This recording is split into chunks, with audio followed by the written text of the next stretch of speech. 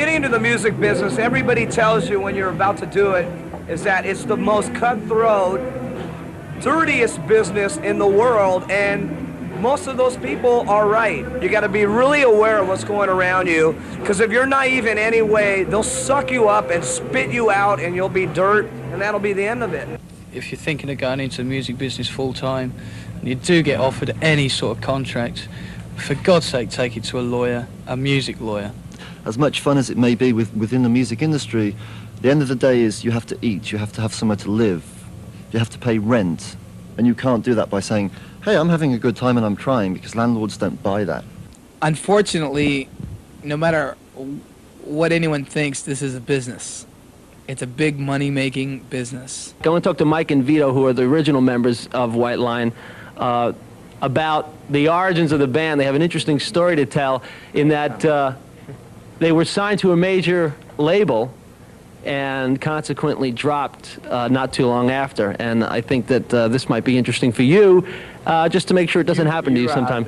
You, the rock and roller who may be on Metal Shop one day. Exactly, man. So Vito, why don't you start the ball rolling? What exactly happened with the record label? We can't mention them, or we may get sued. Okay, no, we can't mention them.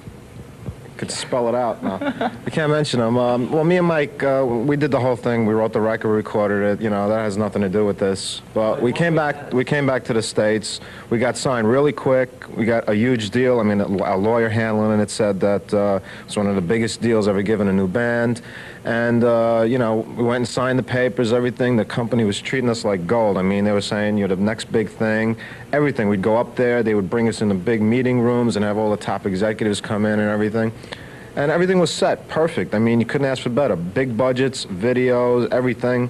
And then all of a sudden, like within, you know, like one day, it was, you know, you just call up and they don't want to, you know, it's like, white who, you know, we don't know anything. They totally dropped the band, never gave us a reason. I mean, it's not like they put the record out and it failed. They just never even put the record out. They just didn't want to put it out. They put it on the shelf and just left it there. I've been asked, is obtaining a lawyer the first thing an artist or a band should do? I really believe the answer is a definite yes. If you're a bagel baker, you have bagels. If you're a candlestick maker, you have candles. If you have a carpenter, you've built a desk, you get paid for the desk. When you're a band, you have some sounds which are very transitory. You have certain rights to your name, to your likeness, to your music, to your compositions, to your records, to your merchandising rights. They're put down on a piece of paper. They're put down on a piece of paper within a structure of the law. You always need a lawyer. The thing is, when you want to go on the loo and your manager says you should go on the right loo, first get your lawyer and let him tell anything, you know, if you want to go on the left loo, on the right loo, or on the loo in the middle. You know, you always need a lawyer. No, I agree with you. No, he's being flippant about it, but to a point whereby he's saying it is very, very important, to the extent that even when you go for a crap, the lawyer should tell you what to do. I mean, otherwise you get screwed. I was asked how you find or select a lawyer. Most of my clients come to me because they've been referred to me by other clients. You can ask around this band, that band, and ask 10 bands, and certain names will constantly occur and reoccur. More likely than not, that means the lawyer is working in the particular field and is somebody you should see and visit and talk to. Can you get along with him? Can you accept and get along with his fee structure? Do you think you can establish a decent relationship? Contact a local bar association. Don't go to Jacoby and Myers for a lawyer, because they don't know what's going on. They do divorces and stuff like that. You have to get somebody who knows what's going on.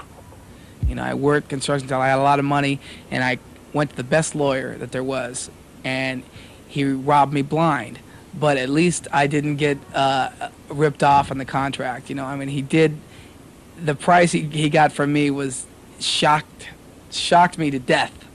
Lawyers are real expensive, Well, Seems like they're not doing enough for their money, but I don't know. It's hard to get anywhere in business without one. So. because we're fucking not that smart, you know. So, Well, it isn't. he isn't. But we gotta hire smart people so that we can be smart, you know. He can tell you the structure of the business. He possibly can copyright your songs and records or tell you how to do it yourself. When you're a band, you're a partnership. Perhaps you should have a partnership agreement. Perhaps you should trademark your name. Perhaps the partnership agreement should say the name is owned by these individuals, and if one of them leaves, he doesn't have a claim to the name. The remaining members retain the name. We all know the stories of the millions of bands going around called the Coasters, the Mills Brothers, and I can go on ad infinitum. One of the key assets of any band is the name.